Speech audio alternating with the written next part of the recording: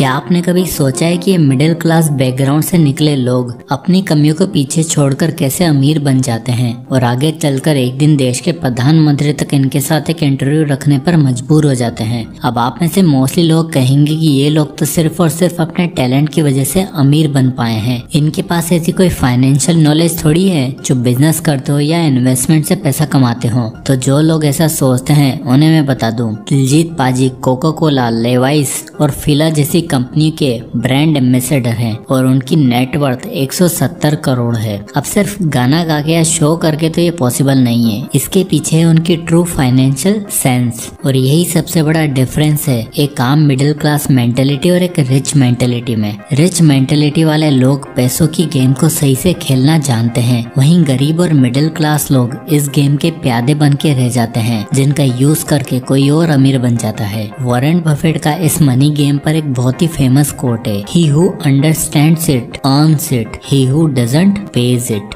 यानी जो इंसान इस चीज को समझ जाता है वो पैसा कमाता है और जो नहीं समझता वो पैसा गवाता है। एक मिडिल क्लास आदमी दिन रात मेहनत करके महीने की आखिरी तारीख का इंतजार करता है कि कब उसकी सैलरी आए और कब वो एंजॉय कर पाए। पर एंजॉय तो छोड़ो, बेचारे की सैलरी ही कट कुटा कर इतनी कम आती है और उसके ऊपर से EMIs, घर खर्चे अलग। 15 से 20 हजार कमाने वाला व्यक्ति सोचता है इतनी सी सैलरी में अपने परिवार का खर्चा चलाऊं, मजे करूं या सेव और इन्वेस्ट करूं। सेव और इन्वेस्ट तो छोड़ ही दो, बेचारा खर्चों के चक्कर में मजा भी नहीं कर पाता। पर कमी सैलरी की नहीं, बेटर इन्वेस्टमेंट स्ट्रेटेजी की है, पावर ऑफ कंपाउंडिंग की है, जो आज भी 50% मिडिल क्लास पॉपुलेशन नहीं समझ पा रही है। कुछ यही हाल था मयूर का। मयूर एक 21 साल का IT प्रोफेशनल था जो अपने दो दोस्त आयुष और रोबिन के साथ कॉलेज खत्म करके गुरुग्राम शिफ्ट हुआ था। मयूर का मानना था कि 15,000 की नौकरी में वैसे भी कुछ नहीं बचने वाला। मयूर के फादर उसको भोपाल से रेंट वगैरह के खर्चों के लिए सपोर्ट कर दिया करते थे, तो मयूर ने कहा जब काम चल ही रहा है तो क्यों ना अपने पैसों को अपने शौक पूरे करने के लिए यूज किया जाए। अब गुरुग्राम में रहने वाला एक फ्रेशर जिसकी 15,000 सैलरी, वो कहाँ पैसा बचाने वाला था। अब साल 2009 में 15,000 की भी काफी वैल्यू हुआ करती थी क्योंकि चीजें सस्ती थी, डेवलपमेंट फेज शुरू हुआ था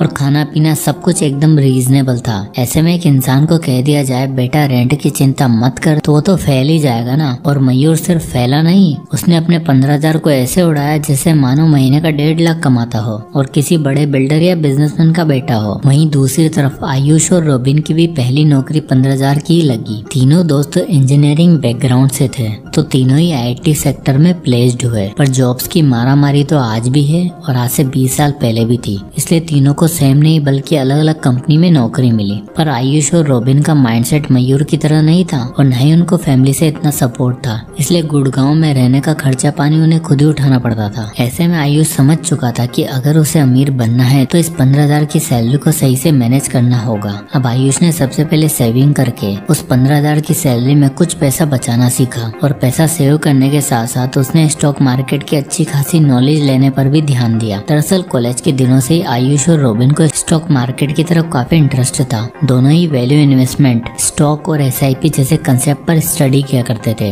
इसलिए आयुष ने सोचा पैसा सेव करके स्टॉक में इन्वेस्ट करेगा और अपने लिए पैसिव इनकम सोर्स बनाएगा। और शुरुआती सालों में पैसा सेव करने के लिए आयुष ने जिस रूल का यूज किया वो था द 80-20 रूल। ये रूल कहता है कि आपको अपने सारे खर्चे और शौक अपने 80% इनकम में कवर करने हैं और बाकी बचा 20% महीने की शुरुआत में ही इन्वेस्ट कर देना है। यानी अगर आयुष के केस में देखा जाए तो महीने का 15,000 रूपए जिसका 20% होगा यानी कि 3,000 रूपए वह हर महीने सेव कर रहा था। और धीरे धीरे टाइम के साथ जैसे जैसे उसकी सैलरी बढ़ती गई वैसे वैसे उसने सेविंग भी इंक्रीज करना शुरू कर दिया। धीरे धीरे करके आयुष ने 5 लाख सेव किए और मात्र 6 सालों के अंदर अंदर प्रमोशन और सैलरी हाइक पाकर आयुष 10 लाख सेव कर चुका था। और फाइनली 10 लाख सेव करने के बाद उसे अपना ड्रीम पोर्टफोलियो मिल ही गया जिसमें उसे 18% का एनुअल रिटर्न मिल रहा था। अब आयुष की सैलरी भी अच्छी खासी हो चुकी थी और अब आप देख ही सकते हो कि अगले 5 सालों में आयुष के 10 लाख की वैल्यू लगभग 22 लाख हो चुकी होगी, जिसपे उसे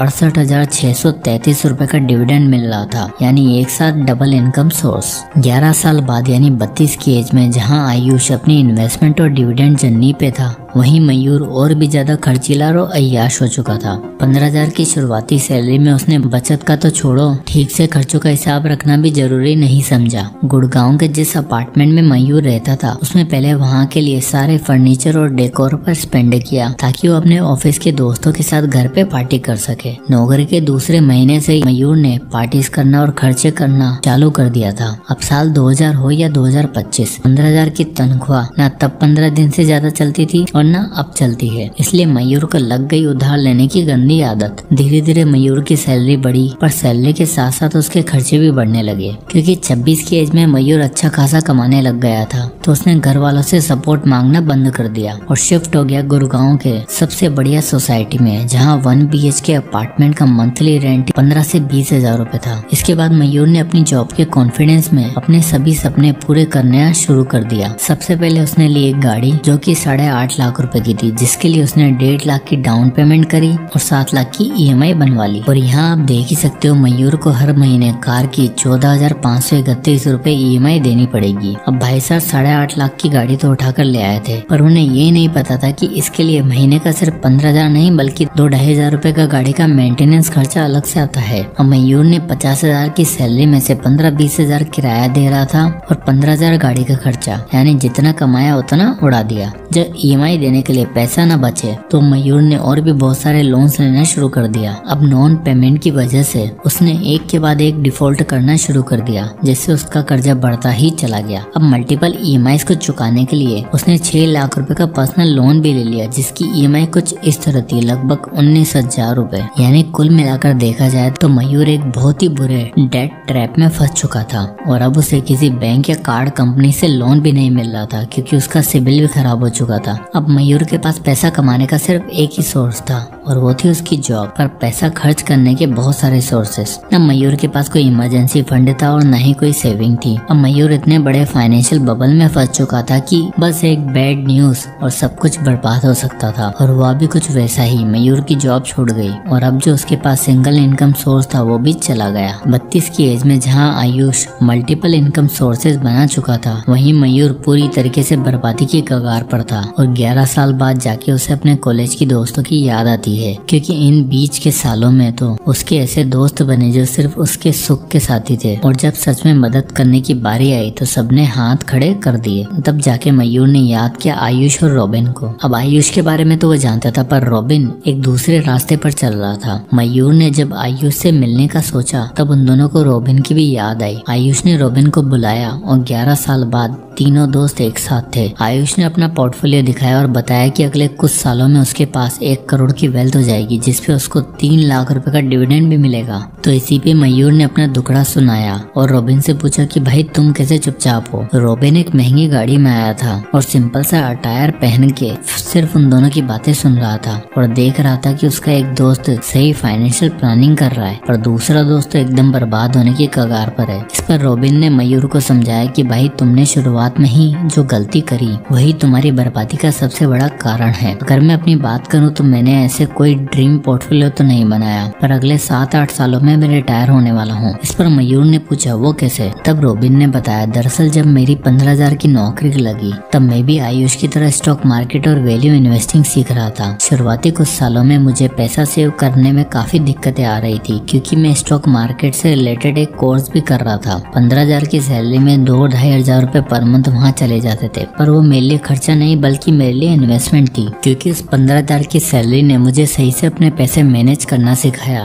और जब मेरा वो कोर्स खत्म हो गया और जब तक मैं मार्केट पर अपनी रिसर्च कर रहा था तब तक मैंने हर महीने 2,500 रुपए SIP के थ्रू इंडेक्स फंड में इन्वेस्ट करना शुरू कर दिया था और 2,500 से मैंने 5 सालों में 2.5 लाख रुपए बनाए। तो इससे मैं सीख गया कंपाउंडिंग का एक ऐसा रूल जो मुझे मात्र 15 सालों में अमीर बनाने वाला है, जिसपे मैंने ऑलरेडी काम करना शुरू कर दिया है, और वो है द 8-4-3 रूल ऑफ कंपाउंडिंग। ये 8-4-3 रूल कहता है कि आपको अपने लिए एक ऐसा अमाउंट पर मंथ इन्वेस्ट करना है जहां से आपको ऑन एन एवरेज 12% का एनुअल रिटर्न मिले, और आपको उस अमाउंट को हर साल 10% से इंक्रीज भी करना है, जिससे पहले 8 सालों में आपके पास 33 लाख रुपए होंगे और फिर अगले 4 सालों में नेक्स्ट 33 लाख और अगले 33 लाख मात्र 3 सालों में, यानी 1 करोड़ रुपए। रॉबिन ने सोच लिया था कि उसे 15 सालों के अंदर अंदर 1 करोड़ रुपए चाहिए, और क्योंकि अब वो 26 साल का हो चुका था और उसे स्टॉक मार्केट की अच्छी खासी नॉलेज भी हो चुकी थी। पर रॉबिन ने अपनी जॉब नहीं छोड़ी और 5 साल बाद उसकी सैलरी बढ़कर 50,000 हो चुकी थी और साथ ही साइड हसल में वो स्टॉक कंसल्टिंग करके 15 से 20,000 रुपए एक्स्ट्रा अर्न भी कर रहा था। अब रॉबिन को जरूरत थी एक ऐसे अमाउंट डिसाइड करने की जो उसे 843 रूल के हिसाब से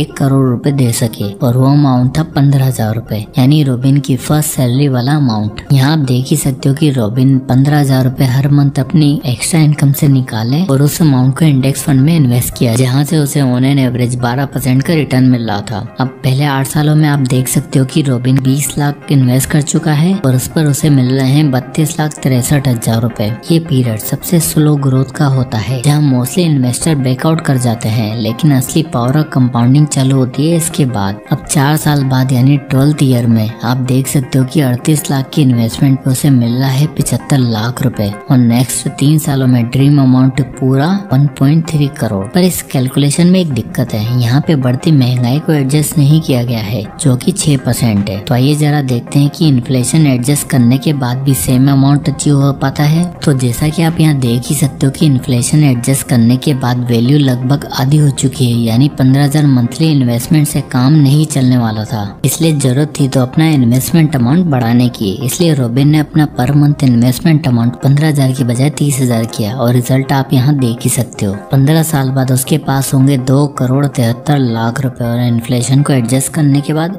1 करोड़ रुपए, यानी टारगेट अचीव्ड। अब रॉबिन ने जो 5 साल स्टॉक मार्केट का ज्ञान लिया और पार्ट टाइम हसल किया, उसकी मदद से वो इस कैलकुलेशन को एग्जीक्यूट कर पाया, क्योंकि रॉबिन को बहुत ही जल्दी समझ आ गया था कि जिंदगी भर नौकरी तो नहीं करनी, इसलिए कुछ ऐसा रिटायरमेंट प्लान बनाया जाए जो हमें 60 की उम्र में नहीं बल्कि 40 की उम्र में भी रिटायर करके फाइनेंशियली फ्री बना दे। इसलिए उसने ऐसा किया, जॉब स्विच करी जहाँ से उसे अच्छा पैकेज मिला और अपना कंसल्टेशन का काम भी इंक्रीज किया, जिससे वो महीने का 30,000 रुपए आराम से निकाल पा रहा था। अपने अगले 7-8 साल का प्लान बताया तो मयूर और आयुष दंग रह गए। रॉबिन ने कहा, मैंने इंडेक्स फंड में इन्वेस्टमेंट किया है जहाँ मार्केट वॉलेटिलिटी का ज्यादा फर्क नहीं पड़ता और SIP के थ्रू आप महीने का छोटा बड़ा जैसा अमाउंट चाहे उसे इन्वेस्ट कर सकते हो। आपको एक साथ 10 लाख रुपए की जरूरत नहीं पड़ती है। मयूर ने सोचा कि काश 15-20 हजार मैंने करियर की स्टार्टिंग में EMI पे उड़ा दिए थे, उससे अगर इन्वेस्ट किया होता और थोड़ी नॉलेज ली होती तो आज मेरे साथ ऐसा नहीं होता। पर रॉबिन और आयुष ने मयूर को समझाया और उसे सही रास्ते पर लाया। सबसे पहले रॉबिन ने मयूर को अपनी प्रीवियस कंपनी में रेफर किया और क्योंकि मयूर के पास अच्छा खासा एक्सपीरियंस था तो उसे रॉबिन के रेफरेंस से अच्छी और हाई पेइंग जॉब मिल गई। फिर रॉबिन ने उसे अपने डेट पे करने का एक प्लान बताया, the debt snowball rule. Robin ने बताया कि तुझे अपनी इनकम से अब अय्याशी नहीं बल्कि सबसे पहले अपने ऊपर चल रहे कर्जे को उतारना है, जिसके लिए उसे यूज करना होगा स्नोबॉल मेथड, जिसमें सबसे पहले सबसे छोटा लोन पे ऑफ करना है, उसके बाद धीरे धीरे करते करते बड़े लोन को पे करना है और इंक्रीज ऑर्डर में ये लोन पे ऑफ करने से आप मात्र 1 साल के अंदर डेट फ्री हो सकते हो। रॉबिन ने मयूर को समझाया और उसने वैसा ही किया और 1 साल के अंदर अंदर वो डेट फ्री हो चुका था। इसके बाद रॉबिन ने मयूर को भी दी 843 कंपाउंडिंग रूल पर काम करने को बोला और अब मयूर की गाड़ी भी ट्रैक पर आ चुकी थी। अब वो अननेसेसरी खर्चे नहीं कर रहा था, मोस्टली पैसा इन्वेस्ट कर रहा था और मिनिमल लाइफस्टाइल भी जी रहा था। इसी बीच उसने शादी भी कर ली, जिससे घर के एक्सपेंसेस और रेस्पॉन्सिबिलिटी दोनों मियाँ बीवी में डिवाइड हो गए, जिससे मयूर पूरी तरीके से इन्वेस्टिंग की तरफ ध्यान देने लगा और अपने परिवार का फाइनेंशियल फ्यूचर